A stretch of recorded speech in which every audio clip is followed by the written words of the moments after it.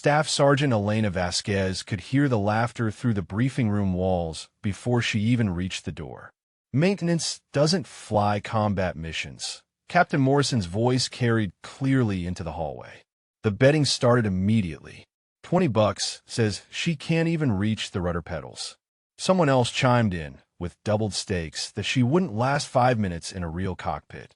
Elena paused outside the door, her toolkit weighing heavier in her hands as the familiar sting of dismissal settled in her chest. Before we dive deeper into Elena's story, drop a comment and let us know what state you're watching from. Maybe you've witnessed similar acts of courage in your community, where someone proved the doubters wrong against all odds.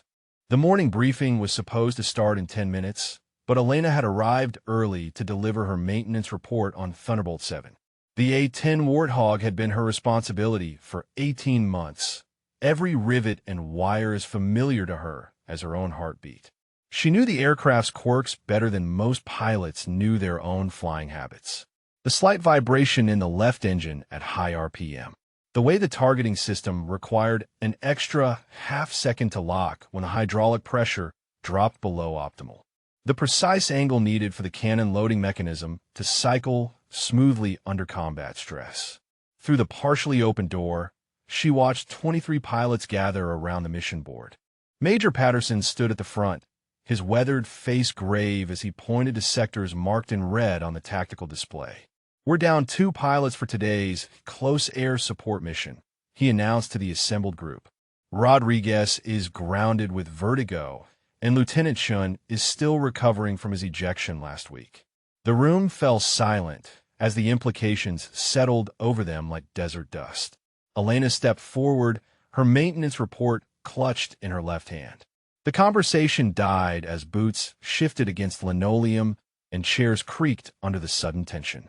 23 pairs of eyes tracked her movement as she approached Major Patterson's desk. "Sir," she began, her voice steady despite the weight of their collective skepticism, "I have my flight certification. Combat qualified on the A-10 platform." The silence stretched for exactly 4 heartbeats before Captain Morrison's snort broke the quiet. "That's adorable, Vasquez. What's next? Are the cooks going to volunteer for air-to-air combat?" The laughter that followed was sharp and dismissive, cutting through the briefing room like shrapnel. Elena felt her jaw tighten, but kept her expression neutral, professional. She had learned long ago that showing anger only confirmed their assumptions about emotional instability under pressure. Major Patterson accepted her maintenance report without looking up from his mission notes. "Vasquez, we appreciate the enthusiasm, but maintenance personnel don't fly combat sorties. There's a difference between reading technical manuals and actually handling a $30 million aircraft in hostile airspace." His tone was patient, almost fatherly, which somehow made the dismissal sting worse than Morrison's open mockery. Elena remained at attention, her toolkit now feeling like dead weight against her leg. "Sir, with respect, I graduated top 5% from flight school before cross-training into maintenance. My flight hours include 47 combat sorties in Afghanistan. I'm current on all weapons systems and combat tactics." The room temperature seemed to drop several degrees as she spoke, the collective skepticism becoming almost tangible. "Flight school, washout more likely," someone muttered from the back row. "Probably couldn't handle the pressure and transfer to maintenance for an easy ride." The comment sparked a new round of quiet laughter, the kind that wasn't meant to be heard but was intended to be felt. Elena had endured worse, but the casual cruelty still found its mark. Captain Morrison leaned back in his metal folding chair, arms crossed over his chest in a posture that broadcast his dismissal more clearly than words. "Vasquez, I've seen your work on the flight line. You're good with a wrench, I'll give you that. But there's a world of difference between fixing these birds and flying them into combat. The Warthog isn't some trainer aircraft. She's an unforgiving beast that'll kill you the moment you show weakness or hesitation." The morning sun streamed through the briefing room windows, illuminating dust motes that danced above the mission planning materials scattered across metal tables. Elena could smell the familiar mixture of jet fuel, hydraulic fluid, and desert sand that permeated every building on the base. These were her people, her squadron, her aircraft. She had bled for them, literally, when a hydraulic line had burst during an emergency repair and painted her arms with scalding fluid. She had worked 18-hour shifts to keep their birds mission-ready. She knew every pilot's flying habits, every aircraft's maintenance history, every mission's technical requirements. Yet standing here in her maintenance uniform, toolkit in hand, she might as well have been invisible. Or worse, a curiosity to be mocked and dismissed. The pilots saw her as support personnel, a necessary but separate part of the machine that kept them flying. They saw her gender as confirmation of her limitations. They saw her maintenance role as evidence of her failure to measure up to their standards. Major Patterson finally looked up from his mission notes, his eyes meeting hers for the first time since she had entered the room. "Vasquez, I need bodies who can deliver ordnance on target while taking fire from ground positions. This isn't about equal opportunity or proving points. Lives depend on these missions. American troops are counting on close air support that arrives on time and eliminates the threat. Can you honestly tell me you're ready for that level of responsibility?" The question hung in the air like smoke from a flare, demanding an honest answer rather than bravado. Elena felt the weight of every gaze in the room, measuring her response, waiting for her to back down or admit her limitations. She thought of the countless hours she had spent studying combat tactics, memorizing target identification procedures, practicing weapons employment scenarios in her head while her hands worked on maintenance tasks. She thought of the pilots she had watched launch in a hostile airspace, some of whom never returned, and the aircraft she had prepared for missions that determined whether ground troops lived or died. "Yes, sir," she replied, her voice carrying across the silent room with quiet conviction. "I'm ready." Major Patterson's eyes lingered on Elena for a long moment before he turned back to the mission board. The tactical display showed friendly positions marked in blue scattered across a valley where insurgent forces had established defensive positions among rocky outcroppings. Close air support would require precise navigation through mountain terrain, positive target identification under combat stress, and weapons delivery within danger-close proximity to American forces. One mistake can mean friendly casualties. The Major's finger traced the flight path on the digital map. Primary target is a fortified position approximately 800 meters from friendly forces. Secondary targets include 2 suspected weapons caches and a command bunker. Weather conditions show scattered clouds at 4,000 feet with moderate wind shear in the target area. Not exactly training conditions. Captain Morrison stood and approached the mission board, his flight suit crisp despite the early hour. "Sir, I volunteered to take the second sortie. Double missions are challenging, but I'd rather fly tired than trust our ground troops to unqualified personnel." His pointed glance toward Elena made his meaning unmistakable. The other pilots nodded in agreement, several voicing their support for Morrison's proposal. Elena remained at attention near the back of the room, her maintenance report now forgotten in her hand. She watched the tactical discussion unfold, noting the flight parameters, threat assessments, and coordination procedures that would be required. The mission profile was complex but well within standard parameters for 8-10 operations. The terrain was challenging but not exceptional. The weather conditions were marginal but flyable. Nothing about the mission exceeded her training or experience. Lieutenant Barnes, a recent arrival to the squadron, raised his hand from the middle row. "Sir, what about calling in reserves from Kandahar? They could have qualified pilots here within 4 hours." Major Patterson shook his head, his expression growing more grave. "Ground commander needs close air support in 2 hours maximum. His troops are pinned down and taking casualties. 4 hours might as well be 4 days." The room fell silent again as the reality of the situation settled over them. Elena could see the calculation in their faces as they weighed the risks of undermanned missions against the alternative they refused to consider. She represented a solution they couldn't accept, not because of her qualifications, but because of their assumptions about what those qualifications meant. She cleared her throat softly, drawing attention back to herself. Sir, may I review the mission parameters? My maintenance background gives me detailed knowledge of aircraft performance limitations under these specific conditions. I've personally worked on every A-10 in this squadron. I know their individual characteristics, their maintenance history, their optimal performance parameters for this type of mission profile. Captain Morrison turned to face her fully, his expression mixing disbelief with irritation. Vasquez, knowing how to change oil and replace hydraulic lines doesn't qualify you to employ weapons in combat. These birds carry enough firepower to level a city block. One navigation error, one targeting mistake, one moment of hesitation under fire, and American soldiers die. Are you really willing to bet their lives on your maintenance manual knowledge? The challenge in his voice was unmistakable, designed to make her back down and admit her limitations. Elena met his gaze steadily, her years of dealing with skeptical pilots serving her well. Captain, I've logged over 300 flight hours in the A-10, including 47 combat sorties with weapons employment. My maintenance experience means I understand these aircraft at a level most pilots never achieve. I know exactly what each bird can do, what her limitations are, and how to push her to maximum performance without exceeding safe parameters. Lieutenant Shun, still wearing the neck brace from his recent ejection, spoke up from his position near the door. That's assuming you can actually handle the stress of combat flying.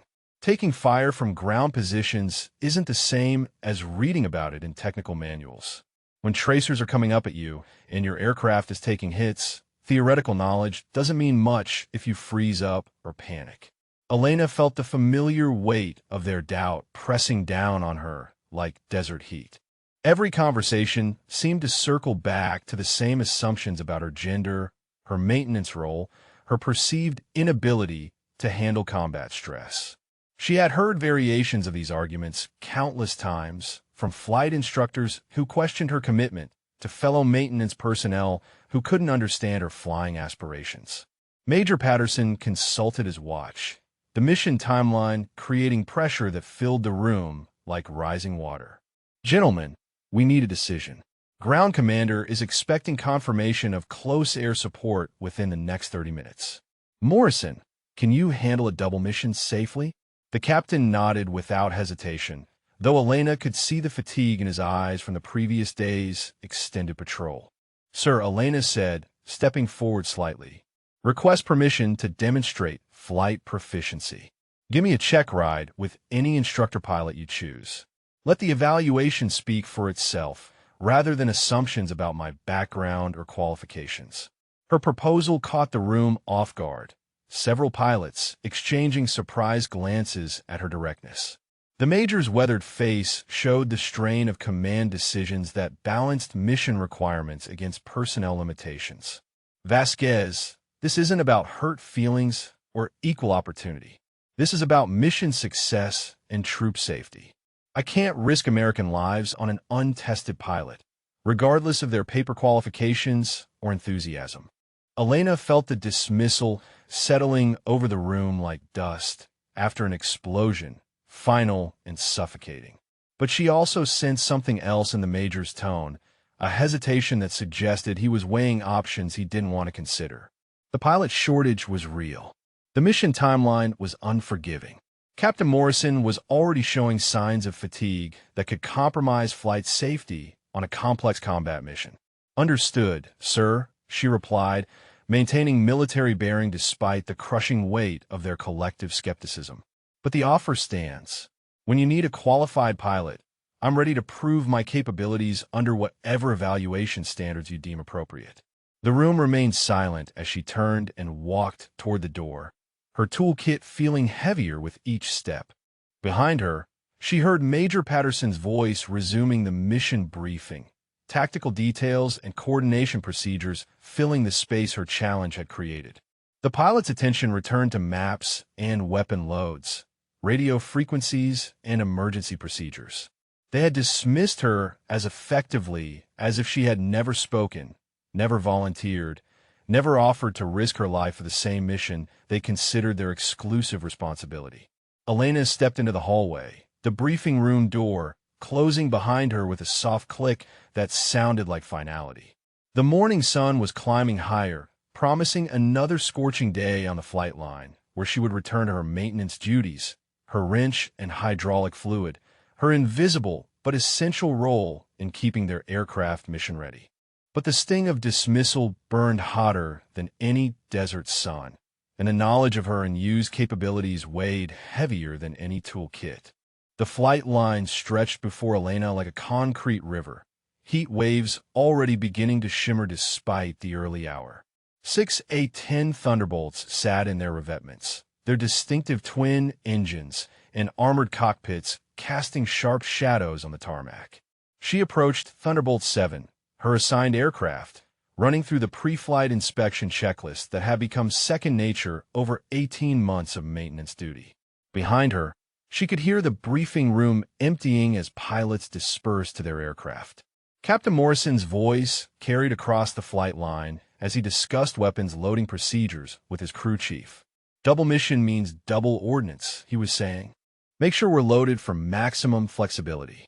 Elena focused on her inspection, checking hydraulic fluid levels and examining the Gu-8 cannon barrel for any signs of stress or wear.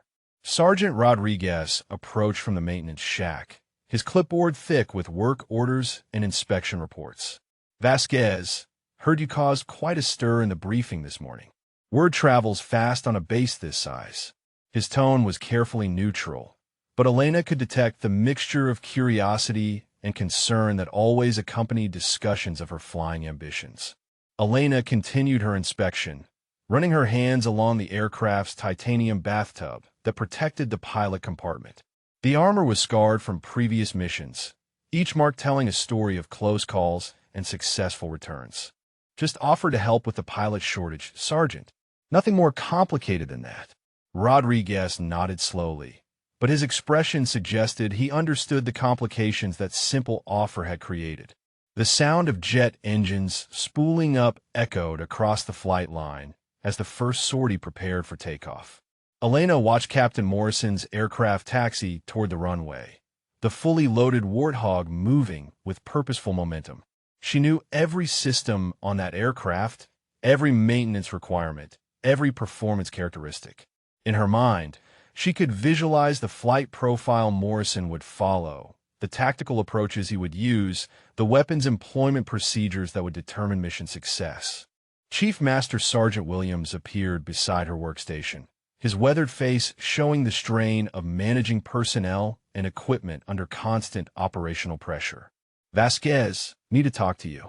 His tone suggested this wasn't a casual conversation. Elena secured her tools and followed him to the relative privacy of the maintenance hangar, where the sound of their conversation wouldn't carry across the flight line. Heard about your volunteering this morning. The chief began, his arms crossed over his chest. Look, I respect your qualifications, and I know you're a good pilot. But you're also my best A-10 maintenance specialist. These birds don't fix themselves, and without qualified maintenance personnel, we don't have any aircraft to fly. His words carried the weight of practical necessity that governed every decision on the base. Elena understood the dilemma her flying ambitions created for the maintenance squadron. Cross-training between specialties was possible, but complicated, requiring months of additional personnel and training resources the base couldn't spare. Her departure from maintenance duties would create a gap that couldn't be easily filled, especially with their current deployment schedule and operational tempo. Chief, I understand the personnel implications, she replied carefully. But we have a pilot shortage that's affecting mission capability right now. Captain Morrison is flying double missions, Lieutenant Shun is grounded with injuries, and Rodriguez is dealing with medical issues. Temporary reassignment could address immediate operational needs while maintaining long-term maintenance capability. The chief's expression showed he had already considered these factors, weighing mission requirements against personnel availability in the eternal calculus of military resource management. Williams was a 20-year veteran who had seen every possible combination of personnel shortages, equipment failures, and operational demands. His decisions were based on experience rather than emotion. Problem is trust, Vasquez. These pilots have been flying together for years. They know each other's capabilities, limitations, communication styles. Dropping an unknown quantity into their formation creates risks that go beyond individual pilot qualifications. Combat flying is about teamwork as much as individual skill. Elena nodded, recognizing the validity of his concerns while feeling the frustration of having her capabilities reduced to risk assessments and personnel calculations. The hangar fell quiet except for the distant sound of aircraft engines and the constant background hum of air conditioning units fighting against desert heat. Elena could see the maintenance crews working on other aircraft, their focus intense and professional as they prepared birds for the next wave of missions. This was her world, familiar and comfortable, where her expertise was recognized and valued without question. But she could also see the runway through the hangar doors, where pilots launched into missions that determined whether ground troops received the support they desperately needed. The separation between maintenance and operations felt artificial, a bureaucratic division that prevented her from using the full range of her training and experience to serve the mission. Chief Williams checked his watch, mission timelines creating pressure that affected every decision on the base. Look, Vasquez, I'm not saying your flying skills aren't real, but Major Patterson has to consider factors beyond individual qualifications. Unit cohesion, training standards, operational safety, personnel policies. Adding an unknown pilot to combat operations creates complications that could affect mission success. Elena felt the familiar weight of institutional resistance, the systematic barriers that prevented her from contributing at her full capability. Every conversation seemed to return to the same themes: risk management, policy compliance, established procedures. Her actual flying ability was acknowledged, but dismissed as secondary to administrative concerns and organizational comfort zones. Understood, Chief, she replied, maintaining professional composure despite her growing frustration. But the offer remains open. If the operational situation changes, if pilot shortages become critical, I'm ready to demonstrate my capabilities under whatever evaluation standards are required. Williams nodded and turned to leave, but Elena sensed his hesitation, as if he wanted to say something more. The sound of approaching aircraft drew their attention to the runway, where Captain Morrison's Warthog was returning from the first leg of his double mission.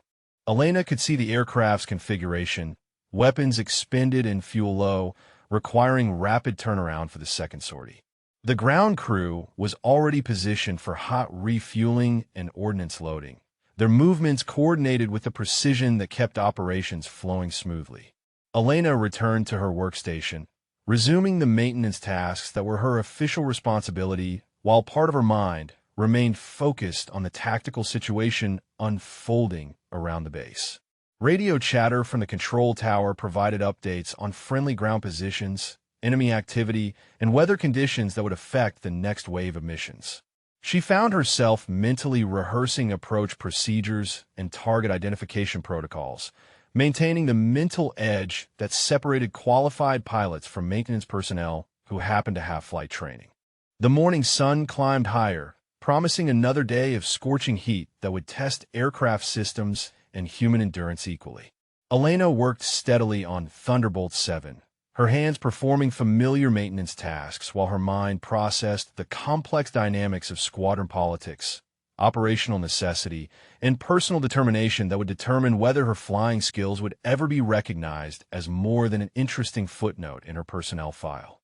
The radio crackled to life at 1,347 hours, cutting through the steady rhythm of maintenance operations with urgent static. Thunderbolt 1-2, emergency frequency.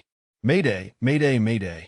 Captain Morrison's voice carried across the flight line through the tower speakers, his usual confident tone replaced by the clipped precision of a pilot managing multiple crisis situations simultaneously.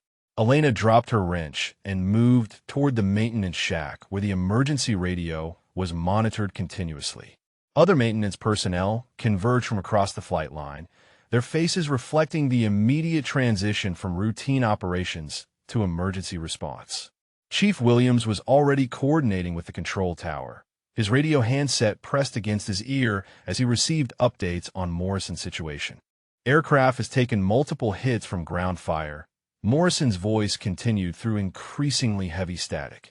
Left engine showing temperature spikes, hydraulic pressure dropping in primary system, and I've got warning lights across the board. Attempting emergency return to base, but I'm not sure this bird is going to make it. Elena felt her stomach clench as she processed the technical implications of Morrison's damage report. The A-10 was designed to absorb significant battle damage and continue flying, but multiple system failures created cascading problems that could overwhelm even the most experienced pilot. Engine temperature spikes indicated possible internal damage that could lead to catastrophic failure. Hydraulic system problems affected flight controls, landing gear, and weapon systems. Warning lights meant critical systems were operating outside normal parameters or failing entirely. Major Patterson's voice cut through the radio chatter from the command post. "Morrison, what's your current position and fuel status? How many souls on board?" The questions were standard emergency protocol, but Elena could hear the tension underlying the Major's professional composure. Losing an aircraft was serious enough. Losing a pilot, especially with their current personnel shortage, would be devastating. "Single pilot on board," Morrison replied, his transmission interrupted by what sounded like electrical interference or additional system failures. "Current position approximately 40 miles southwest of base. Fuel showing 1,500 pounds remaining. I'm maintaining altitude and airspeed, but the left engine is running rough and I can smell something burning in the cockpit." Elena found herself mentally flying alongside Morrison, visualizing his emergency procedures and system management priorities. Engine fire warnings required immediate action. Hydraulic failures affected controllability. Fuel management became critical with potential leaks or system damage. The pilot workload in an emergency multiplied exponentially as normal procedures gave way to crisis management and survival instincts. Chief Williams appeared beside her, his face grim as he processed the radio updates. "Vasquez, get the crash recovery team prepped. If Morrison makes it back, we're going to need immediate emergency response on the runway. If he doesn't make it back, we're going to need search and rescue coordination." Elena nodded and began moving toward the crash truck, but part of her attention remained focused on the radio traffic. "Thunderbolt 1-2, this is Tower. Morrison's emergency was being managed by multiple agencies now. We have emergency equipment standing by. Recommend emergency approach to runway 27. Wind is calm, visibility unlimited. Emergency crews are in position." The controller's voice remained professional, but Elena could detect the underlying tension that accompanied every aircraft emergency. "Tower," Morrison's response came through with increased static and what sounded like additional warning tones in the background. "I'm having control problems. Aircraft is becoming increasingly difficult to manage. Request immediate clearance for emergency approach. I'm not sure how much longer I can maintain controlled flight." The admission sent a chill through the maintenance personnel gathered around the radio. Elena climbed into the crash truck, checking emergency equipment and foam systems while monitoring the continuing radio traffic. She had responded to aircraft emergencies before, but Morrison's situation sounded increasingly desperate. Multiple system failures in combat aircraft often created scenarios where pilot skill and aircraft design margins were tested to their absolute limits. The sound of jet engines drew everyone's attention to the southern horizon, where a small speck was visible against the desert sky. Morrison's A-10 was approaching the base, but even from a distance, Elena could see the aircraft wasn't flying normally. Smoke trailed from the left engine, and the Warthog's flight path showed the irregular corrections of a pilot fighting to maintain control of a damaged aircraft. Major Patterson's voice came through the base-wide communication system. "All non-essential personnel, clear the runway area immediately. Emergency aircraft inbound with multiple system failures. Medical and crash response teams to runway 27. All other aircraft operations are suspended until further notice." The base transformed from routine operations to emergency response within seconds. Elena positioned the crash truck at the runway threshold, foam systems charged and ready for immediate deployment. Through her headset, she could hear Morrison's continued radio transmissions, his voice showing the strain of managing a deteriorating emergency situation. "The left engine temperature is redlining," he reported. "I'm shutting it down now. Single engine approach, requesting priority handling." Single engine approaches in the A-10 were challenging under normal conditions, but with additional system failures and battle damage, Morrison was attempting one of the most difficult emergency procedures in military aviation. Elena watched the approaching aircraft, noting the asymmetric flight profile and the visible battle damage to the left wing and engine nacelle. The Warthog touched down hard on runway 27, smoke pouring from both the damaged engine and the landing gear as Morrison fought to maintain directional control. The aircraft rolled past Elena's position, leaving a trail of hydraulic fluid and debris on the concrete. She could see Morrison in the cockpit, his helmet turning as he assessed his aircraft's condition and the emergency response positioning around him. As the A-10 came to a complete stop, Morrison shut down the remaining engine and began his emergency egress procedures. Elena drove the crash truck to his position, foam systems ready for deployment if fire or fuel leaks created additional hazards. The pilot emerged from his cockpit moving stiffly, adrenaline and stress evident in his deliberate movements as he climbed down from the damaged aircraft. Major Patterson arrived in a staff vehicle, his face showing relief that Morrison had survived, but concern about the implications of losing another combat-ready pilot. Morrison walked away from his aircraft on unsteady legs, the physical and emotional toll of the emergency landing evident in his movements. Elena could see him examining the battle damage to his Warthog, probably calculating how long the aircraft would be out of service for repairs. The pilot shortage had just become critical. Morrison would require medical evaluation and mandatory rest periods after his emergency. Lieutenant Chun remained grounded with neck injuries. Rodriguez was still dealing with vertigo issues. The squadron was now facing the possibility of mission cancellations or dangerous single-pilot operations that exceeded safe manning levels. Elena secured the crash truck and walked toward the damaged A-10, her maintenance expertise automatically assessing the repair requirements and timeline for returning the aircraft to service. But part of her mind was focused on the larger implications of Morrison's emergency. The squadron needed pilots immediately, and she remained the only qualified alternative they refused to consider. The emergency medical team surrounded Captain Morrison as he sat on the tailgate of an ambulance. Oxygen mask pressed against his face, while flight surgeons checked his vital signs and assessed him for injuries sustained during the emergency landing. Elena could see the exhaustion in his eyes, the 1,000-yard stare that came after surviving an aircraft emergency that could have easily killed him. His flight suit was soaked with sweat, and his hands showed the slight tremor that followed high-stress situations. Major Patterson stood nearby, his expression grave as he consulted with the flight surgeon about Morrison's condition and availability for future missions. The conversation was conducted in low tones, but Elena caught fragments that painted a clear picture of their deteriorating situation. Mandatory 72-hour stand-down after emergency landing, the doctor was saying. Blood pressure elevated, stress indicators high. Recommend extended rest period before return to flight status. Chief Williams approached Elena as she completed her initial damage assessment of Morrison's A-10. The aircraft would require extensive repairs, possibly weeks of work to replace damaged engine components, hydraulic systems, and structural elements that had been compromised by enemy fire. "Vasquez," he said quietly, "need you to prioritize this bird.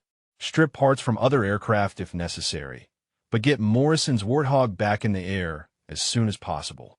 Elena nodded, understanding the urgency behind the chief's instructions, but also recognizing the impossibility of the timeline he was suggesting. "Chief, this aircraft took significant battle damage. Left engine needs complete replacement, hydraulic systems require major overhaul, and there's structural damage to the wing root that could affect flight safety. We're looking at minimum 2 weeks for proper repairs, assuming we have all necessary parts in stock." The chief's expression showed he had already anticipated her assessment, but the reality of their situation demanded they explore every possible option. What about temporary repairs? Field expedient fixes to get the bird mission capable? Elena shook her head, her professional integrity preventing her from compromising safety standards even under extreme pressure. Sir, I won't sign off on substandard repairs that could endanger a pilot's life. This aircraft needs proper maintenance before it's safe to fly. Behind them, the sounds of continuing base operations provided a stark contrast to the emergency response still unfolding around Morrison's damaged aircraft. Other pilots were preparing for scheduled missions, but Elena could see the concern in their faces as they processed the implications of Morrison's close call. Combat flying carried inherent risks, but today's emergency served as a reminder that those risks were becoming increasingly personal as their pilot numbers dwindled. Lieutenant Barnes approached the group, his flight suit indicating he was scheduled for the next sortie. Sir, he addressed Major Patterson, request permission to delay my mission and assist with Captain Morrison's situation. Maybe we should consider calling higher headquarters for pilot augmentation or mission deferral until our personnel situation stabilizes. His suggestion reflected the growing recognition that their current manning levels were becoming unsustainable. Major Patterson's response was immediate and definitive. Negative, Barnes. Ground troops are depending on close air support, and we don't have the luxury of waiting for replacement pilots. We fly the missions with available personnel and make adjustments as necessary. His tone carried the weight of command responsibility, but Elena could see the strain in his face as he balanced mission requirements against pilot safety. The radio on Patterson's belt crackled with an incoming transmission from the Tactical Operations Center. Thunderbolt flight, this is TOC. Ground Commander is requesting immediate close air support for troops in contact. Multiple enemy positions identified, friendly forces taking casualties. Request time on station within 30 minutes. The urgency in the transmission made the pilot shortage crisis immediate and personal. Elena felt the frustration building in her chest as she watched the squadron struggle with personnel limitations that she could help address. Morrison was grounded. Chen remained medically unavailable. Rodriguez was still dealing with vertigo issues, and now Barnes will be flying extended missions that push pilot endurance beyond safe limits. She represented a solution that continued to be ignored based on assumptions rather than demonstrated capability. Barnes looked toward his aircraft, calculating flight time and fuel requirements for the emergency mission. Sir, I can be airborne in 15 minutes, but that puts me at maximum flight time for today. If ground troops need extended air support, I'm going to be pushing crew rest limitations. Major Patterson nodded grimly, recognizing they were entering territory where pilot fatigue could compromise mission safety. Elena stepped forward, her voice cutting through the tactical discussions surrounding her. Major, request permission to serve as backup pilot for emergency missions. I understand the concerns about unit cohesion and training standards, but American troops are taking casualties while we debate policy interpretations. My flight qualifications are current, my weapons training is complete, and I know these aircraft better than anyone on this base. The silence that followed her statement was profound, broken only by the distant sound of aircraft engines and radio chatter from continuing operations. Major Patterson's expression showed the internal conflict between military necessity and institutional resistance, between mission requirements and procedural compliance. Elena could see him weighing options that all carried significant risks. Captain Morrison pulled the oxygen mask from his face, his voice hoarse but clear as he addressed the group. Major, for what it's worth, Vasquez knows more about AU-10 systems than most pilots learn in their entire careers. I've watched her troubleshoot problems that stumped experienced crew chiefs. Her maintenance background gives her insights into aircraft performance that could be valuable in combat situations. The endorsement from Morrison carried significant weight, coming from a pilot who had just survived an aircraft emergency and understood the relationship between maintenance expertise and flight safety. Elena felt a surge of gratitude toward the captain, whose support represented a crack in the wall of skepticism that had surrounded her flying ambitions. Major Patterson consulted his watch, mission timelines creating pressure that demanded immediate decisions. The ground commander's request for air support couldn't be delayed indefinitely, and Barnes was their only immediately available pilot. Elena could see the calculation in the Major's eyes as he weighed the risks of overextended pilots against the risks of unproven personnel. Lieutenant Barnes secured his helmet and began walking toward his aircraft, the weight of extended missions and pilot fatigue evident in his deliberate movements. Elena watched him go, knowing that his next flight would push him beyond optimal performance levels and into territory where mistakes became more likely. The squadron was operating at the edge of their capabilities, and she remained a resource they couldn't bring themselves to utilize. The radio on Major Patterson's belt crackled again with updates from ground forces requesting immediate air support. Enemy positions were being identified, coordinates were being transmitted, and American troops were counting on close air support that was becoming increasingly difficult for the squadron to provide with their current manning levels. Elena felt the urgency of the situation pressing against the bureaucratic barriers that prevented her from contributing her skills when they were most needed. Lieutenant Barnes taxied Thunderbolt 3 toward the runway, his aircraft loaded with full ordnance and maximum fuel for the extended mission ahead. Elena watched from her position near the maintenance hangar, noting the deliberate movements of a pilot managing fatigue and stress while preparing for combat operations. The weight of flying consecutive missions was evident in Barnes' pre-flight procedures, normally crisp movements showing the slight hesitation that came with exhaustion. Major Patterson stood at the flight line control position, coordinating with the Tactical Operations Center while monitoring weather conditions and threat assessments for Barnes' mission. The radio traffic was continuous, updates flowing between ground commanders, air traffic control, and squadron operations as they managed the complex choreography of close air support operations. Elena could hear the urgency in every transmission. American troops, depending on air support that was becoming increasingly difficult to provide.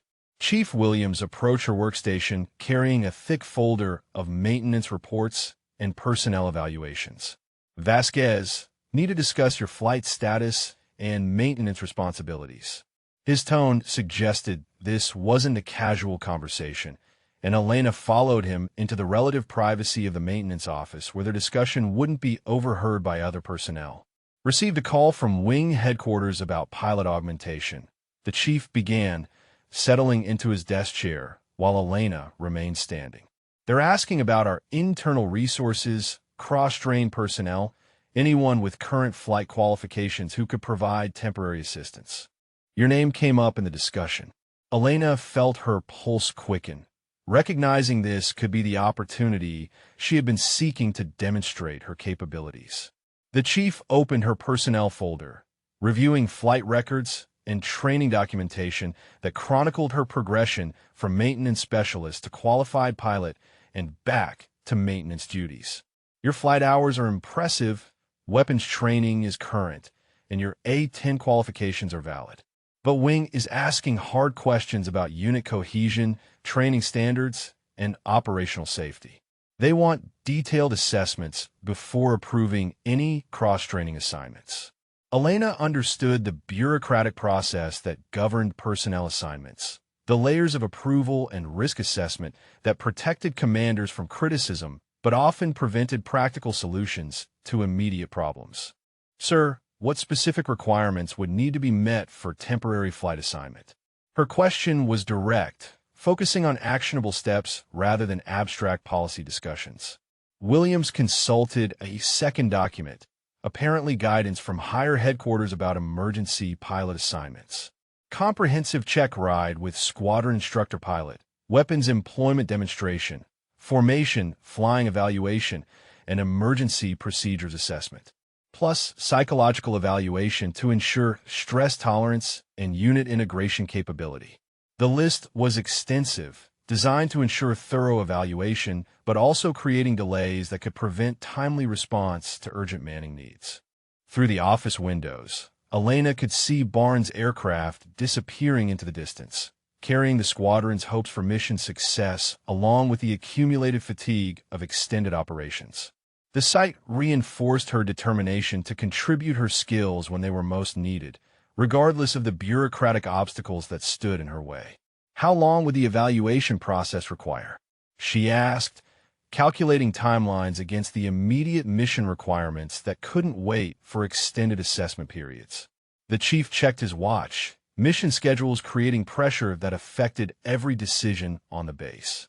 Minimum 48 hours for complete evaluation, assuming instructor pilot availability and range time for weapons demonstration.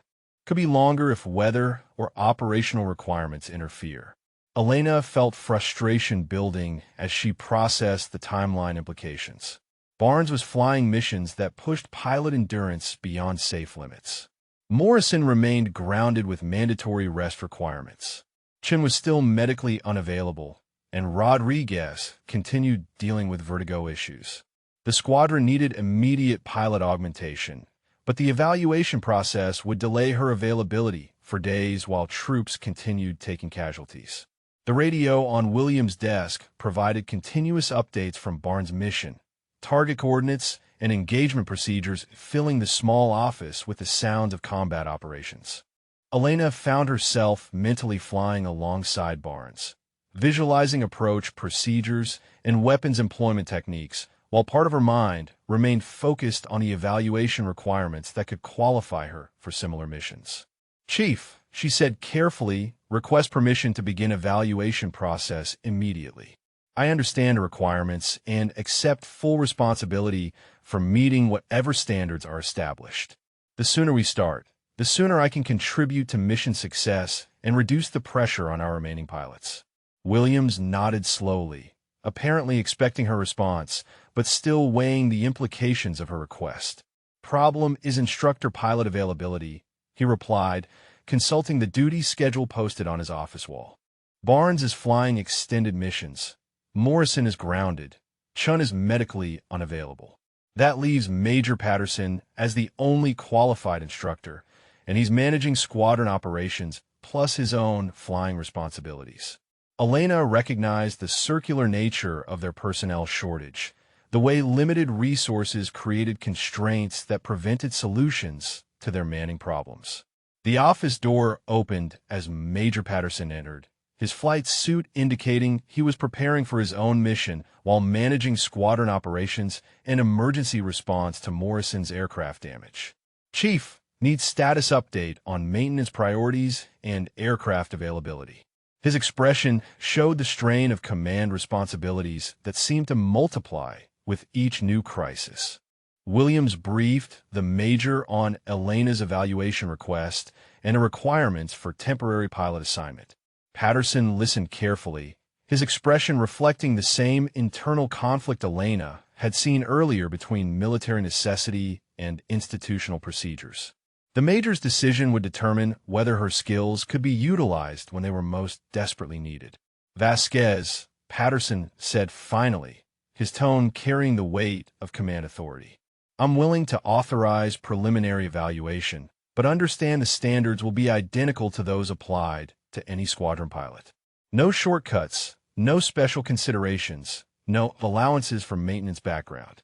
You'll be evaluated on flight performance, tactical knowledge, weapons employment, and ability to integrate with existing squadron operations."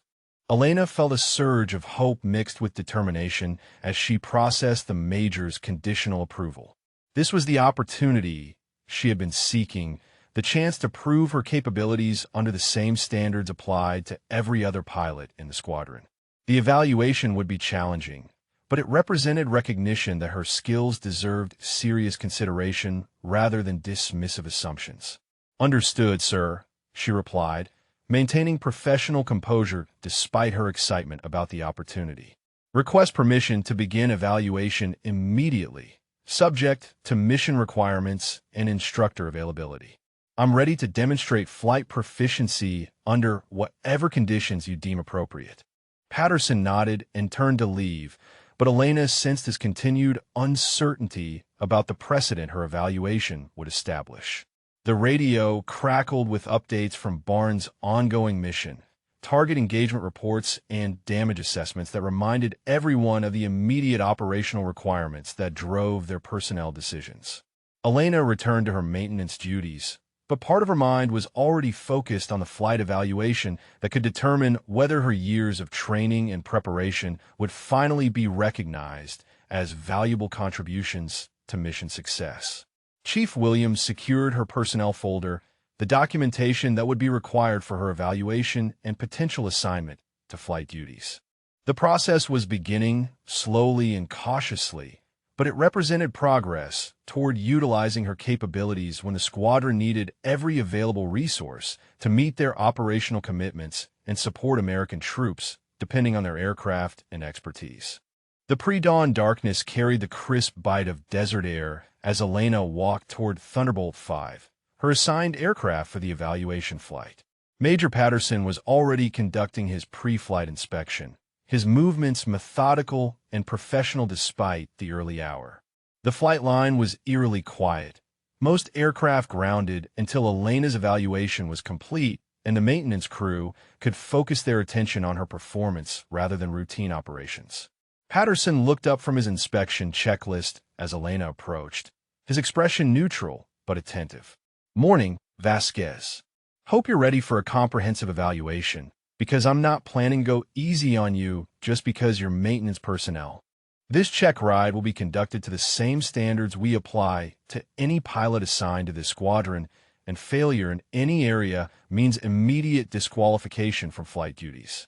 Elena secured her helmet bag and began her own pre-flight inspection. Her movements confident despite the weight of scrutiny she felt from Patterson and the small group of maintenance personnel who had gathered to observe. "Understood, sir. Request permission to demonstrate flight proficiency in whatever scenarios you deem appropriate.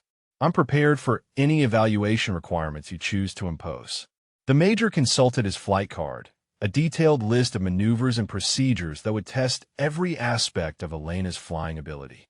"We'll start with basic aircraft handling, progress through tactical flying, include weapons employment procedures, and finish with emergency scenarios.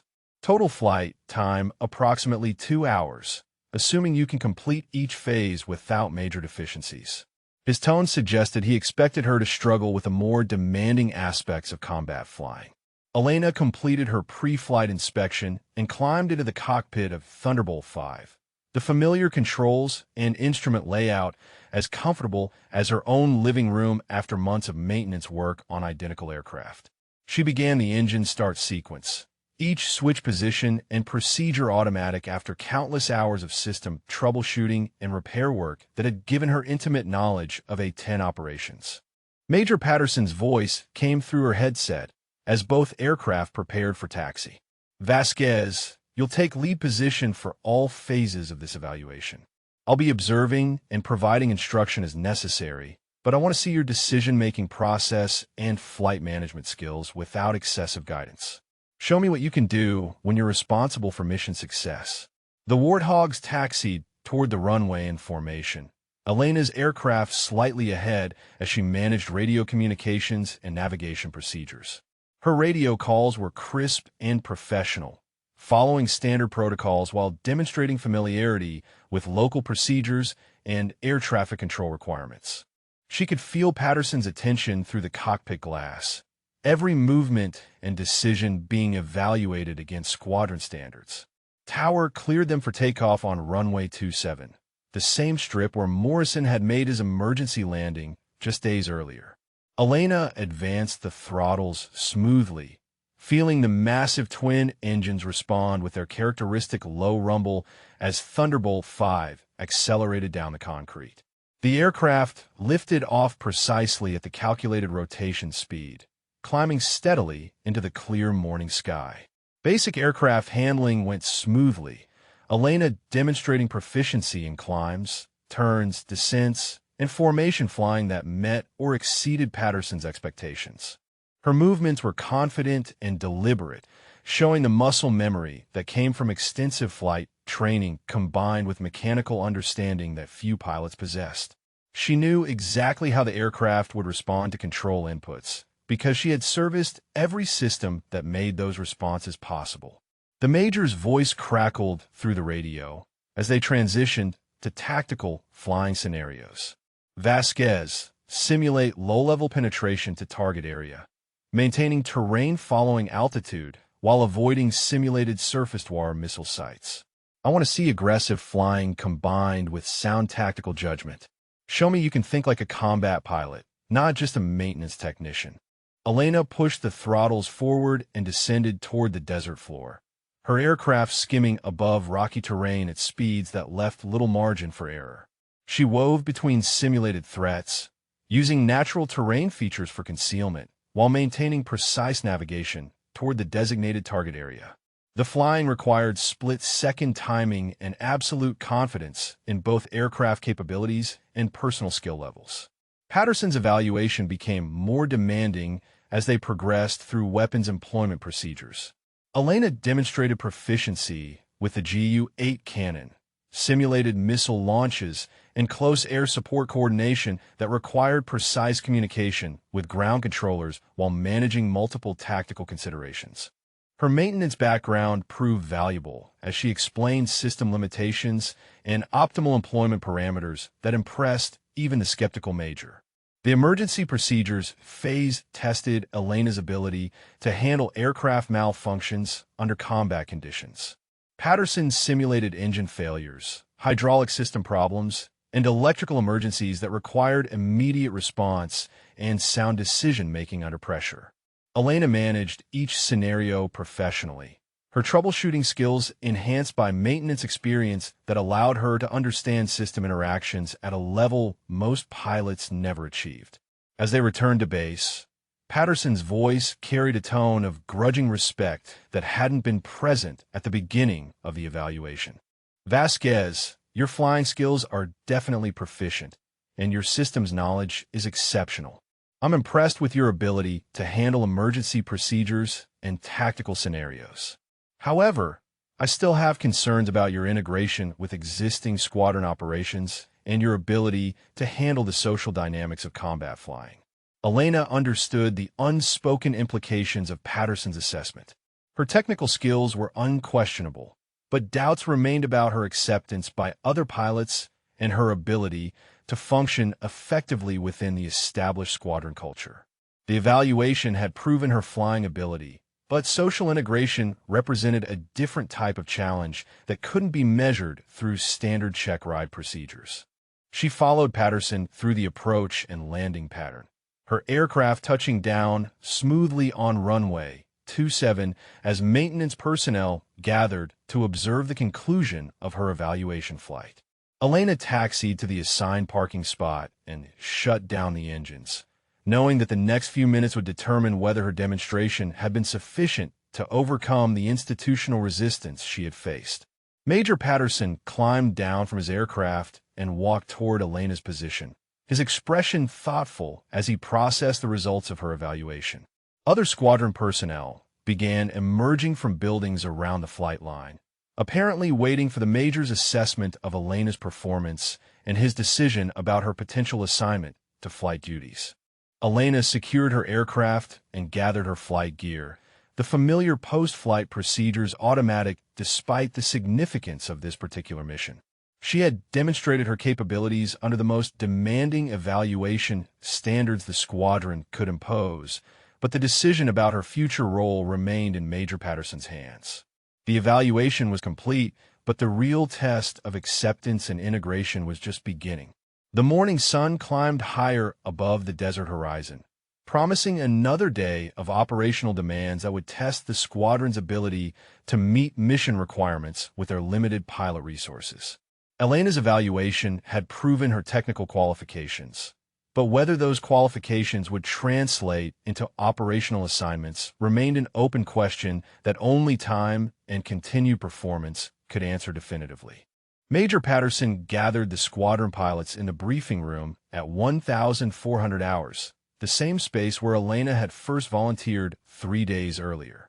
The atmosphere was noticeably different now, charged with tension and uncertainty as word of her successful evaluation had spread throughout the base.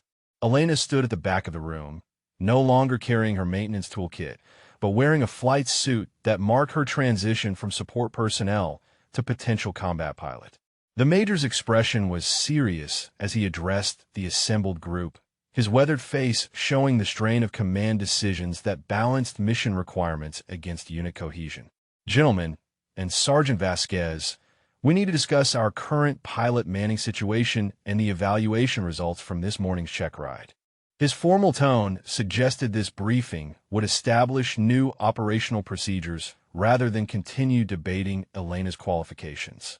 Captain Morrison sat in the front row, his mandatory rest period nearly complete, but his recent emergency landing still evident in the careful way he moved. Lieutenant Barnes occupied his usual seat in the middle section, exhaustion visible around his eyes from the extended missions he had been flying to compensate for their personnel shortage. Lieutenant Chun remained absent, his neck injuries still preventing return to flight status. Patterson consulted his briefing notes, mission requirements, and personnel statistics that painted a stark picture of their operational challenges. Current pilot availability stands at 60% of authorized strength. Extended mission schedules are pushing remaining pilots beyond optimal performance levels. Wing headquarters is requesting increased sortie rates to support ground operations, but our current manning makes sustained operations extremely difficult. Elena felt the weight of 22 pairs of eyes as Patterson continued his assessment. This morning's evaluation flight demonstrated that Sergeant Vasquez possesses flight skills that meet squadron standards. Her system's knowledge exceeds that of most pilots. Her emergency procedures are exemplary, and her weapons employment proficiency is solid. From a technical standpoint, she is qualified for assignment to combat operations. The silence that followed Patterson's assessment was profound, broken only by the distant sound of aircraft engines and the constant background hum of air conditioning systems. Elena could see the mixture of surprise and skepticism in the faces around her. Some pilots apparently shocked that she had performed well, while others remained convinced that technical proficiency couldn't overcome the fundamental barriers they perceived. However, Patterson continued, his tone becoming more cautious. There are legitimate concerns about unit integration and operational effectiveness that extend beyond individual pilot qualifications. Combat flying requires seamless coordination between squadron members, established communication patterns, and mutual trust that develops over months of flying together. Adding an unknown element to that dynamic creates risks that must be carefully managed. Lieutenant Barnes raised his hand from the middle section, his expression reflecting the fatigue and stress that had accumulated from flying consecutive extended missions. "Sir, with respect, we're already operating at risk levels that exceed normal safety margins. Flying undermanned missions and extended duty cycles creates hazards that are immediate and measurable. Maybe we should consider whether adding a qualified pilot reduces overall risk, even if it changes squadron dynamics." Elena appreciated Barnes' support, recognizing that his perspective came from the practical reality of overextended operations rather than abstract concerns about unit cohesion. His recent mission experience gave weight to his assessment that current manning levels posed greater risks than personnel changes that could address immediate operational requirements. Captain Morrison turned slightly in his chair to face Elena directly, his expression thoughtful as he processed the implications of Patterson's briefing. "Vasquez, during my emergency landing, I was dealing with multiple system failures simultaneously. Your maintenance background means you understand aircraft limitations and system interactions at a level that could be valuable during crisis situations. That knowledge could make you a safer pilot than some of us who only understand systems from an operational perspective." The endorsement from Morrison carried significant weight within the squadron, coming from a pilot whose recent emergency had demonstrated the critical importance of systems knowledge during aircraft malfunctions. Elena felt grateful for his continued support, recognizing that his credibility with other pilots could help overcome some of the resistance she continued to face. Major Patterson moved to the tactical display board, mission requirements, and personnel assignments that would determine their operational capability for the coming week. Wing Headquarters is requesting close air support coverage for a major ground operation scheduled for tomorrow. Requirements include multiple aircraft, extended time on station, and coordination with Special Operations Forces. Our current pilot availability makes this mission challenging with normal duty rotations. Elena could see the calculation in Patterson's expression as he weighed mission requirements against available personnel. Barnes was approaching crew rest limitations. Morrison remained grounded for another day, and the extended mission profile would require pilot endurance that exceeded safe margins if attempted with reduced manning levels. The mathematics of personnel management were forcing decisions that commanders preferred to avoid. The major turned back to face the assembled pilots, his decision apparently crystallized by the operational demands they faced. Effective immediately, Sergeant Vasquez is assigned to limited flight duties pending full integration with squadron operations. Initial missions will be conducted with experienced wingman supervision, focusing on routine, close air support rather than high-threat environments.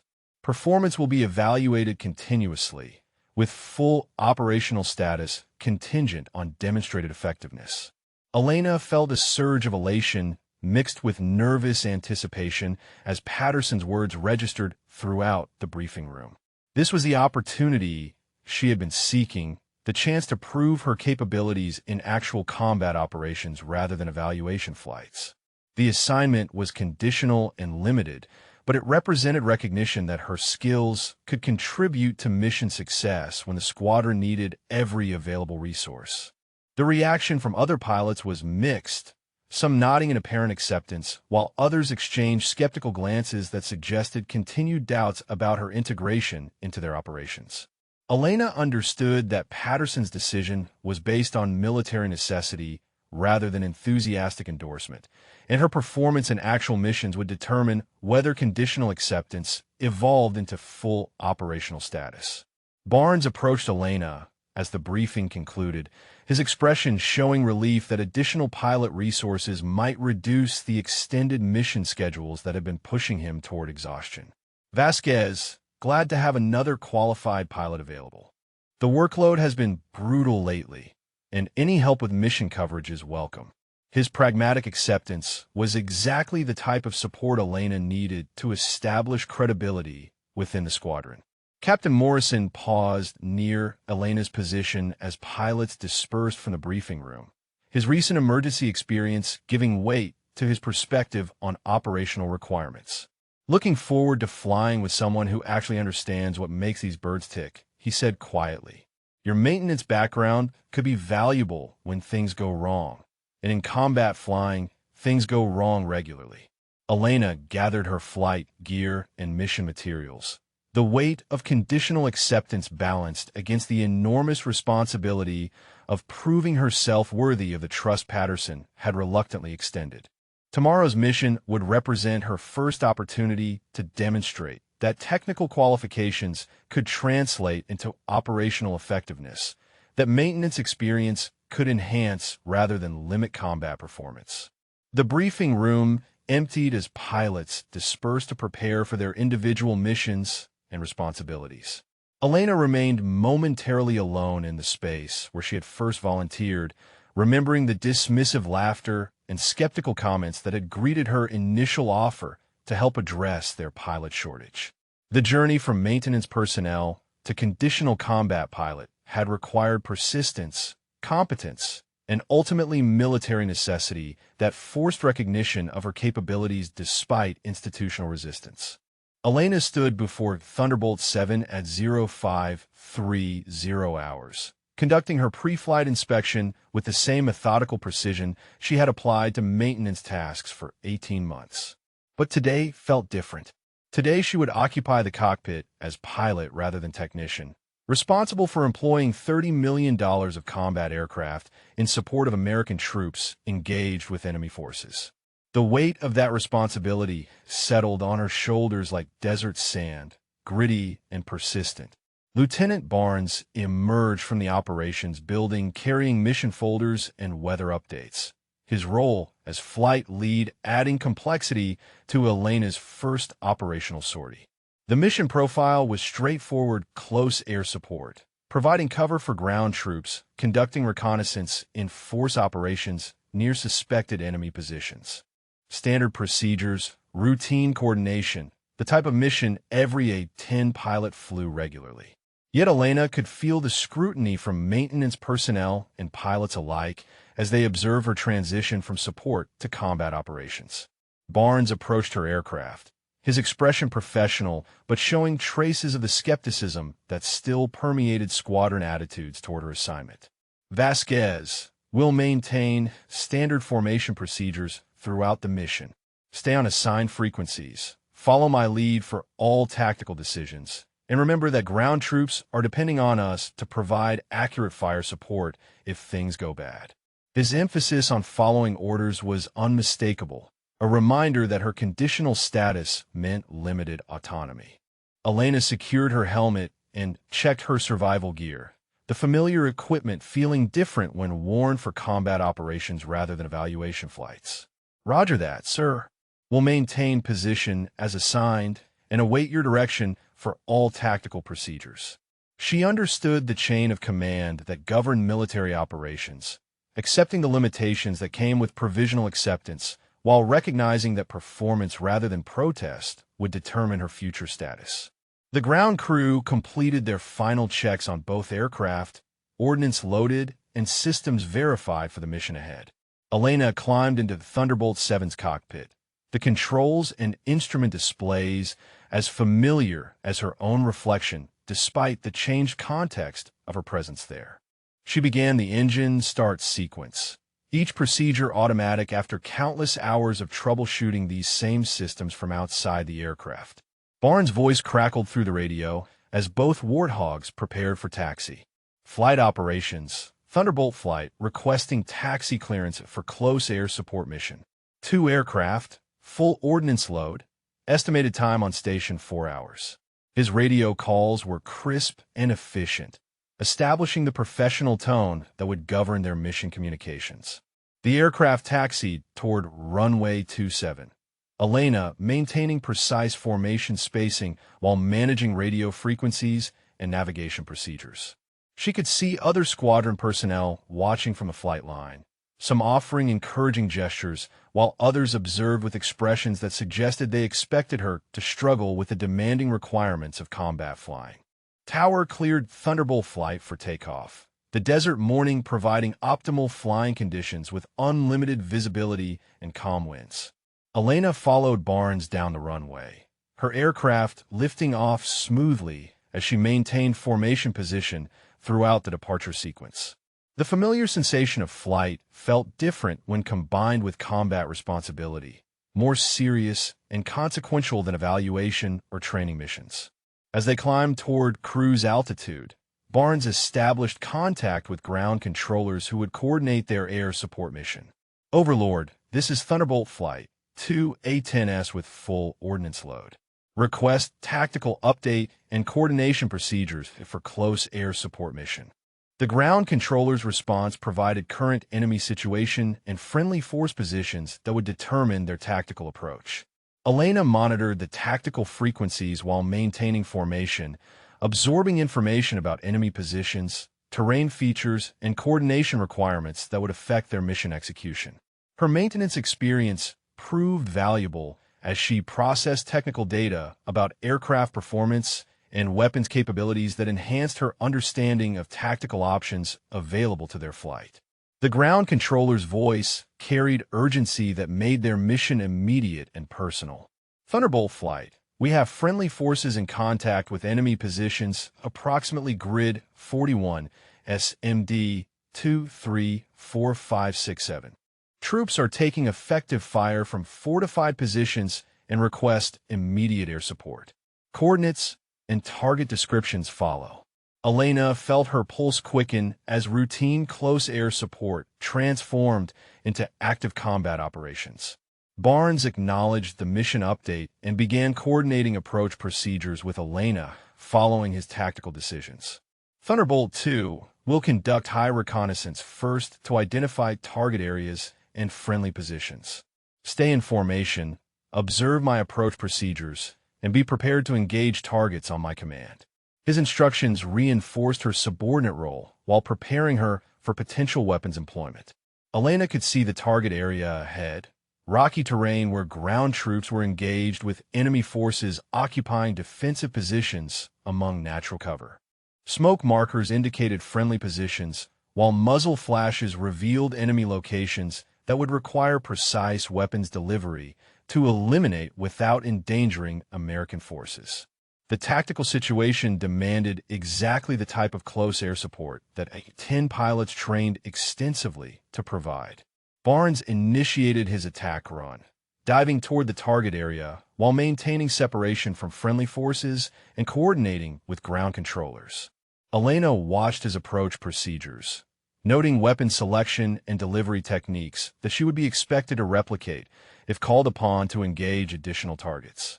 The Gu-8 cannon fired in controlled bursts, its distinctive sound echoing across the desert as Barnes engaged enemy positions. Thunderbolt lead, good hits on primary target, the ground controller reported. Secondary targets remain active approximately 200 meters north of your last engagement. Request additional strikes to eliminate remaining threat. Barnes acknowledged and repositioned for another attack, while Elena maintained overwatch position. Thunderbolt 2, Barnes' voice carried new authority as he directed Elena toward her first combat engagement. You're cleared to engage secondary targets. Use cannon. Watch your separation from friendlies and follow standard attack procedures. Show me your weapons employment is as good as your systems knowledge. His tone suggested this was her moment to prove that evaluation performance could translate into operational effectiveness. Elena felt adrenaline surge through her system as she acknowledged the engagement order and began her attack run. The target area expanded in her windscreen as she dove toward enemy positions, her training and maintenance experience converging to guide weapon selection and delivery procedures. Ground troops were depending on her accuracy, and this moment would determine whether her flying skills deserved the trust Patterson had reluctantly extended.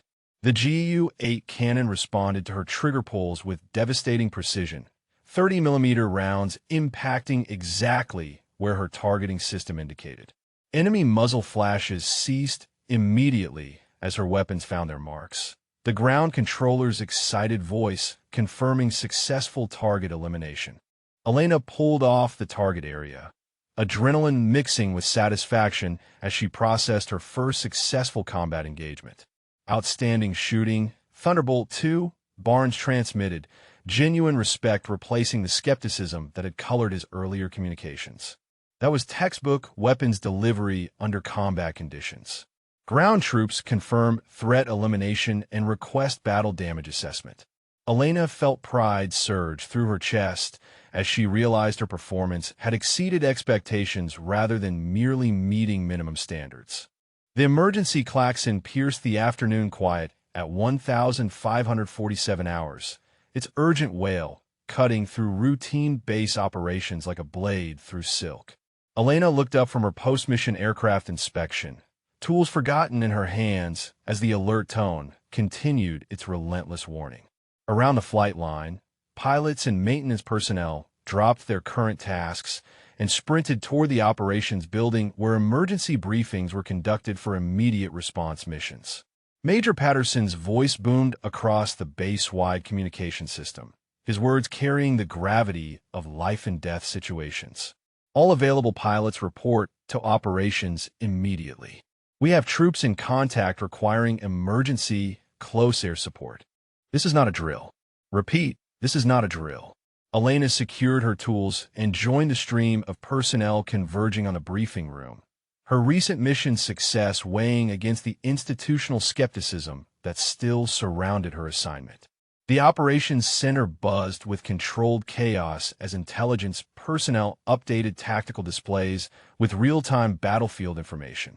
Red symbols marked enemy positions while blue indicators showed friendly forces that had been ambushed during what should have been a routine patrol mission. The tactical situation was deteriorating rapidly, American troops pinned down by superior numbers and requesting immediate air support to prevent complete annihilation. Captain Morrison entered the briefing room despite his incomplete recovery period, his medical restrictions apparently waived by the emergency situation. Lieutenant Barnes appeared exhausted from his recent mission, but ready for immediate redeployment if required. Elena counted only 4 pilots available for what appeared to be a mission requiring maximum squadron response, their personnel shortage becoming critical at the worst possible moment. Major Patterson addressed the assembled group, his weathered face showing the strain of command decisions that balanced mission requirements against pilot safety. Intelligence indicates approximately 30 enemy fighters have ambushed a 12-man patrol in Sector 7 Alpha. Our troops are surrounded, taking casualties, and have limited ammunition remaining. Weather conditions are deteriorating with low clouds and reduced visibility that will complicate air support operations. Elena studied the tactical display, noting the terrain features and enemy positions that would require precise navigation and weapons delivery under challenging conditions. The ambush site was located in mountainous terrain where weather patterns changed rapidly and visual references were limited. Close air support would require exceptional flying skills combined with absolute precision to avoid friendly casualties while eliminating threats. Patterson continued his briefing, mission timelines creating pressure that demanded immediate decisions. Ground Commander estimates his unit has 30 minutes of effective resistance remaining before being overrun. Flight time to target area is 25 minutes, leaving minimal margin for tactical coordination and weapons employment. We need immediate launch with maximum ordnance load and extended time on station. The pilot shortage became stark as Patterson assigned aircraft and mission responsibilities. Morrison would lead the flight despite his recent emergency landing. Barnes would serve as wingman despite his fatigue from extended missions, and additional pilots would be drawn from reserve status or cross-training assignments. Elena realized she might be called upon for this emergency mission despite her conditional status and limited operational experience. "Sir," Elena spoke up from her position near the back of the briefing room. "Request permission to participate in emergency response mission. I understand the risks and accept full responsibility for mission performance. American troops need immediate air support, and delaying launch for personnel considerations could cost lives." Her words hung in the air like smoke from signal flares, drawing attention from every person in the room. Major Patterson's expression showed the internal conflict between military necessity and risk management that governed emergency decisions. "Vasquez, this mission involves night operations in marginal weather conditions with troops in immediate danger.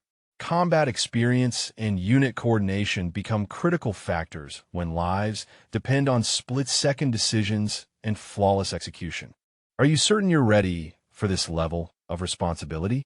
Elena felt the weight of 20 pairs of eyes measuring her response, evaluating her confidence and capability under the most demanding circumstances the squadron faced. "Yes, sir," she replied without hesitation. "My recent mission performance demonstrates tactical proficiency. My system's knowledge provides advantages during challenging conditions, and additional aircraft could make the difference between mission success and catastrophic failure." Captain Morrison turned to face Elena directly, his recent emergency experience giving weight to his assessment of pilot capabilities under pressure. "Sir, Vasquez demonstrated exceptional systems knowledge during my aircraft emergency, and her weapons employment this morning was outstanding. Given our personnel limitations and mission urgency, she represents our best option for immediate additional air support." Lieutenant Barnes nodded in agreement, his exhaustion apparently overriding any remaining skepticism about Elena's qualifications. "Major, we need every qualified pilot available for this mission. The ground situation is desperate, and flying undermanned creates risks that exceed those associated with employing qualified personnel regardless of their background or experience level." Patterson consulted his watch, mission timelines eliminating the luxury of extended deliberation. Intelligence updates showed the tactical situation continuing to deteriorate, enemy forces pressing their advantage while American troops exhausted ammunition and defensive positions. Every minute of delay reduced the probability of successful rescue and increased the likelihood of catastrophic casualties. The Major's decision was immediate and definitive. Vasquez, you're assigned to Thunderbolt 4 for emergency close air support mission. Morrison will serve as flight lead, Barnes as second element leader. Mission profile includes night operations, marginal weather, troops in contact with superior enemy forces. Launch time is 15 minutes. Any questions about mission requirements or your role in this operation? Elena felt adrenaline surge through her system as she processed the assignment that would test every aspect of her flying ability under the most demanding conditions possible. No questions, sir. Ready to launch immediately and provide close air support for troops in contact. Her response was confident despite the enormous responsibility she was accepting, knowing that American lives would depend on her performance. The briefing room emptied as pilots dispersed to their aircraft. Emergency procedures eliminating normal preparation time in favor of immediate response to desperate circumstances. Elena sprinted toward Thunderbolt 4, her maintenance background proving valuable as she conducted abbreviated pre-flight checks that verified critical systems without unnecessary delays. Ground crews swarmed around all available aircraft, loading maximum ordnance and topping off fuel tanks for extended combat operations. Elena could hear radio chatter from the Tactical Operations Center providing continuous updates on the deteriorating ground situation. Friendly forces reporting decreased ammunition and increasing casualties as enemy pressure intensified. She climbed into Thunderbolt 4's cockpit, the familiar controls taking on new significance as she prepared for her first night combat mission under emergency conditions. Engine start procedures were automatic despite the pressure, her system's knowledge allowing rapid aircraft preparation without compromising safety or operational effectiveness.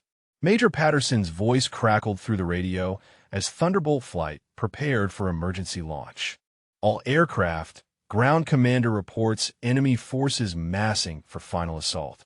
Our troops have approximately 20 minutes before being overrun. Launch immediately and proceed to target area at maximum speed.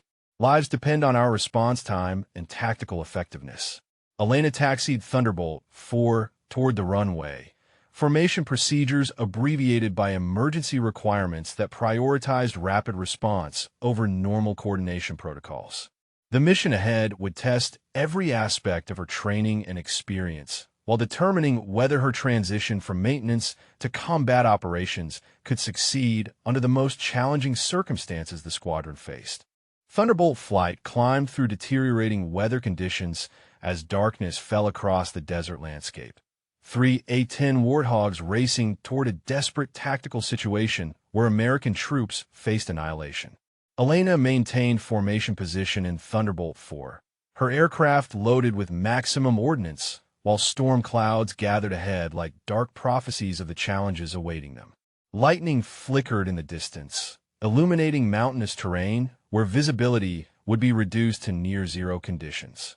Major Patterson's voice cut through radio static as flight lead coordinated with ground controllers. Tactical updates painting an increasingly grim picture of the ambush patrol situation.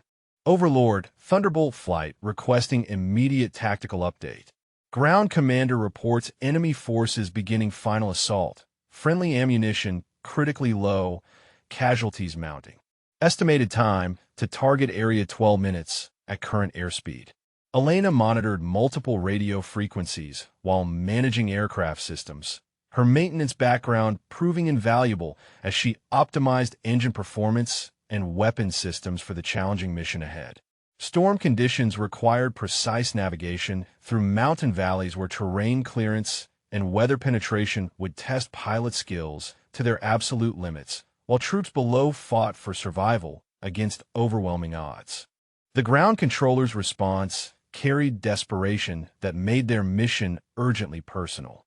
Thunderbolt flight, friendly forces report enemy massing for coordinated assault from 3 directions. Patrol leader estimates 15 minutes maximum before position is overrun. Request immediate close air support with danger close weapons employment. Coordinates follow. Elena felt her pulse quicken as routine close air support became a race against time. Lightning illuminated the cockpit as Thunderbolt flight penetrated storm conditions, turbulence buffeting the aircraft, while Elena maintained formation despite deteriorating visibility.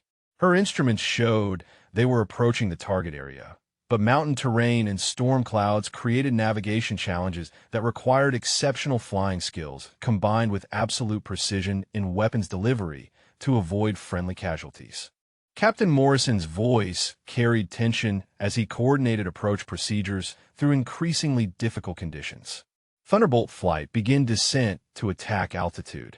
Weather is below minimums, visibility near zero, but ground troops need immediate support. We'll use radar navigation and ground controller guidance for target identification. This is going to require everything we've got. Elena began her descent through storm clouds, rain hammering her canopy, while lightning created electrical interference that affected navigation systems.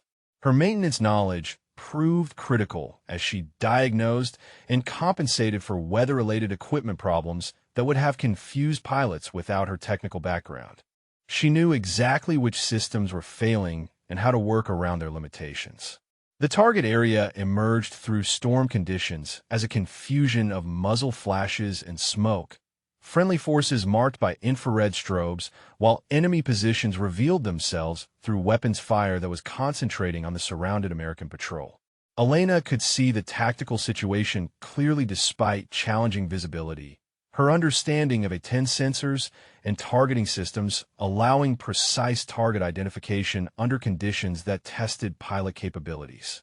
Overlord, this is Thunderbolt lead, Morrison transmitted as he initiated his attack run. I have visual contact with friendly positions and enemy forces. Beginning weapons employment with danger close procedures. All aircraft maintain separation and observe my approach techniques. Elena watched Morrison's attack through her targeting system, noting his weapon selection and delivery procedures for operations in marginal weather. Thunderbolt 4, Morrison's voice directed Elena toward her target assignment. You're cleared hot on enemy positions grid 41 SMD 567890.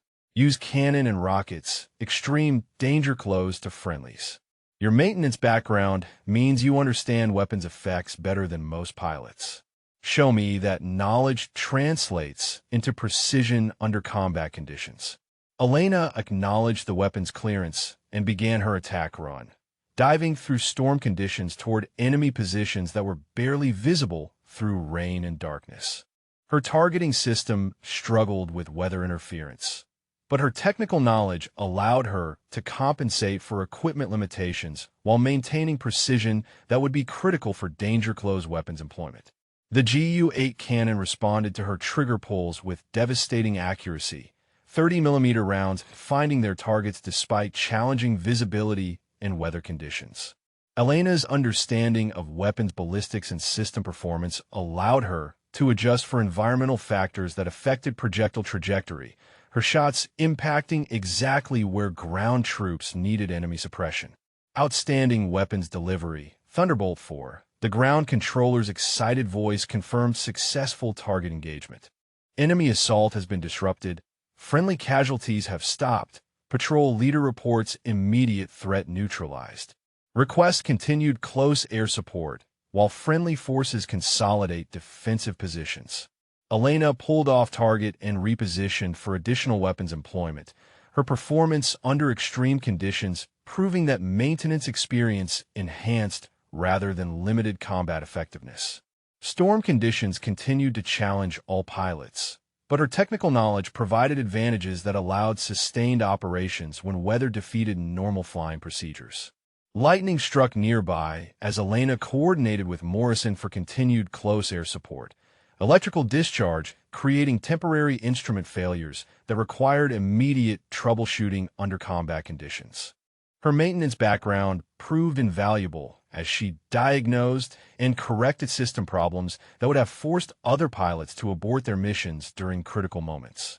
Thunderbolt flight. The ground controller's transmission carried profound relief as the tactical situation stabilized. Enemy forces are withdrawing under effective air support. Friendly casualties are being evacuated. Defensive positions are secure. Outstanding performance under extremely challenging conditions. You've saved American lives tonight. Elena felt overwhelming satisfaction as she processed the mission results.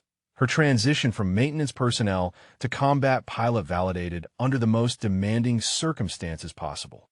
Storm conditions had tested every aspect of her flying ability, while danger-close weapons employment required precision that few pilots could achieve under normal conditions, much less during night operations in marginal weather. As Thunderbolt flight began their return to base, Captain Morrison's voice carried genuine respect that replaced any remaining skepticism about Elena's capabilities. Vasquez, that was exceptional flying under impossible conditions. Your weapons employment was precise, your systems management was outstanding, and your performance under pressure exceeded anything I expected. You've proven yourself as a combat pilot tonight. Elena maintained formation through continuing storm conditions, her aircraft battle-tested and her abilities validated through successful mission completion under circumstances that had challenged every pilot in the flight. The return flight provided time to process the significance of her performance. The transition from questioned maintenance personnel to proven combat pilot complete through demonstrated competence when lives depended on exceptional flying. Radio chatter from base operations confirmed that rescue helicopters were en route to evacuate wounded soldiers whose lives had been saved by precise, close air support delivered under impossible conditions. Elena's weapons employment had been critical to mission success, her maintenance background providing technical advantages that enhanced rather than compromised her effectiveness as a combat pilot. The storm began to clear as Thunderbolt flight approached their home base, revealing stars that seemed brighter after the challenges they had overcome. Elena prepared for landing procedures that would conclude her most demanding mission, knowing that her performance had established credibility that could never again be questioned based on assumptions about maintenance personnel or gender limitations in combat roles. The morning sun cast long shadows across the flight line as Elena completed her post-flight inspection of Thunderbolt 4, the aircraft that had carried her through the most challenging mission of her military career. The storm had passed, leaving crystal-clear skies that seemed to reflect the transformation that had occurred overnight. Word of the emergency mission success had spread throughout the base, creating an atmosphere of respect and recognition that replaced the skepticism she had faced for months. Major Patterson approached her aircraft carrying mission debrief folders and wearing an expression that showed genuine pride rather than reluctant acceptance. Vasquez, need to discuss last night's mission performance and your future assignment within the squadron. His tone suggested this conversation would establish permanent rather than provisional status, recognition earned through demonstrated competence under impossible conditions. Elena secured her inspection equipment and followed Patterson to the operations building, passing maintenance personnel and pilots who offered congratulations and respectful nods that acknowledged her transition from support staff to proven combat pilot. The journey from maintenance hangar to operations center felt symbolic, representing acceptance into a community that had initially dismissed her qualifications based on assumptions rather than demonstrated ability. The debriefing room contained detailed mission analysis, including weapons employment effectiveness, tactical coordination results, and ground commander assessments that painted a comprehensive picture of the previous night's success. Elena's performance metrics exceeded squadron standards in every category, her precision weapons delivery under marginal conditions earning recognition as exceptional rather than merely adequate. Patterson consulted the mission reports, his expression showing satisfaction with results that had saved American lives while validating his decision to assign Elena to combat operations. Ground Commander's after-action report specifically mentions your weapons employment as critical to mission success. Danger close accuracy under storm conditions prevented friendly casualties while eliminating threats that could have resulted in complete patrol annihilation. Elena felt pride surge through her chest as she processed the official recognition of her performance. Validation that her years of training and preparation had culminated in successful combat operations when lives depended on exceptional flying. The transition from maintenance personnel to combat pilot was complete, established through demonstrated competence rather than bureaucratic procedures or policy interpretations. Captain Morrison entered the debriefing room, carrying coffee and wearing the relaxed expression of a pilot who had witnessed exceptional performance under pressure. Vasquez wanted to personally thank you for last night's mission. Your flying was outstanding, but more importantly, your technical knowledge provided advantages that enhanced our overall effectiveness. You've proven that maintenance experience makes better pilots, not just different ones. The endorsement from Morrison carried significant weight within squadron culture, coming from a pilot whose recent emergency landing had demonstrated the critical relationship between technical knowledge and flight safety. Elena appreciated his support, recognizing that his credibility with other pilots would help solidify her acceptance within the squadron community. Lieutenant Barnes appeared in the doorway, apparently seeking Elena after learning about her exceptional mission performance. "Hey Vasquez, heard you saved the day last night. Outstanding work under impossible conditions. Looking forward to flying more missions with someone who actually understands what makes these birds tick." His genuine enthusiasm reflected the transformation in squadron attitudes toward her capabilities. Major Patterson opened Elena's personnel folder, documents that would formalize her transition from maintenance duties to permanent flight assignment. Effective immediately, you're assigned to full operational status within the squadron. No more conditional periods, no more provisional assignments. You've earned your place through performance that exceeded our highest expectations under the most demanding circumstances we face. Elena felt overwhelming satisfaction as Patterson's words made her transition official, recognition that her flying skills deserved the same respect accorded to any pilot in the squadron. The journey from dismissed maintenance personnel to proven combat pilot was complete, established through demonstrated competence rather than institutional accommodation or special consideration. Before we continue, drop a comment and let us know your favorite part of Elena's journey, or share if you've witnessed similar courage in real life, where someone proved the doubters wrong through sheer determination and skill. The operations center buzzed with normal morning activities as pilots prepared for routine missions, but Elena could sense the changed atmosphere that surrounded her presence. Conversations included her as an equal participant rather than tolerated observer. Mission assignments reflected her proven capabilities, and technical discussions welcomed her expertise as valuable contribution rather than curious anomaly. Chief Williams appeared carrying her updated assignment orders and wearing an expression that mixed pride with inevitable sadness about losing his best maintenance specialist. "Vasquez, congratulations on your new assignment. The maintenance section will miss your expertise, but the squadron gained an exceptional pilot.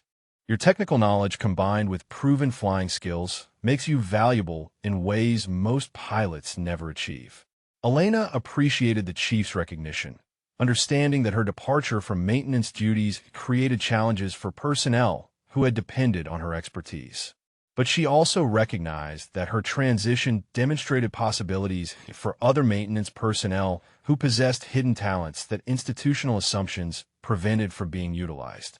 The afternoon briefing included Elena as a full participant in mission planning and tactical discussions, her input welcomed as valuable contribution to squadron operations.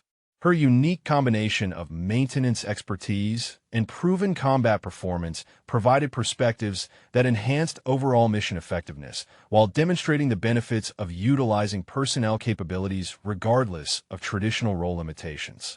Captain Morrison announced his return to full flight status.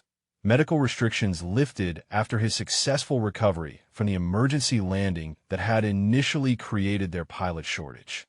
His experience, combined with Elena's addition, meant the squadron now possessed pilot resources that exceeded their authorized strength, a situation that provided operational flexibility rather than desperate personnel management. Lieutenant Barnes reported for mission assignment, with visible relief that extended duty cycles and fatigue-inducing schedules were ending, adequate pilot resources allowing normal crew rest periods, and sustainable operational tempo. Elena's integration had solved their manning crisis while proving that qualified personnel existed within their own organization if assumptions were challenged and opportunities provided. Elena gathered her flight gear for her first routine mission as a fully qualified squadron pilot, the equipment feeling familiar and comfortable after months of fighting for recognition of her capabilities. The transformation from maintenance personnel to combat pilot was complete, but the larger significance involved proving that institutional barriers could be overcome through demonstrated competence and persistent determination. The flight line stretched before her like a concrete river leading toward unlimited possibilities. 6 A-10 Warthogs ready for missions that would utilize every pilot's capabilities without regard for their background or previous assignments. Elena approached Thunderbolt 7, the aircraft she had maintained for 18 months and would now fly as its pilot, the transition symbolic of potential that existed when assumptions were challenged and opportunities provided. Major Patterson's voice carried across the flight line as afternoon missions prepared for launch, coordination procedures, and tactical assignments that included Elena as a natural part of squadron operations. Her presence was no longer questioned or provisional, but accepted as valuable contribution to mission success and operational effectiveness. The desert sun climbed toward its zenith, promising another day of challenging missions and professional satisfaction for pilots whose capabilities were recognized and utilized without limitation. Elena's journey from maintenance hangar to combat cockpit was complete, but her story represented possibilities for others whose potential remained hidden behind institutional assumptions and bureaucratic barriers that prevented full utilization of available talent and determination.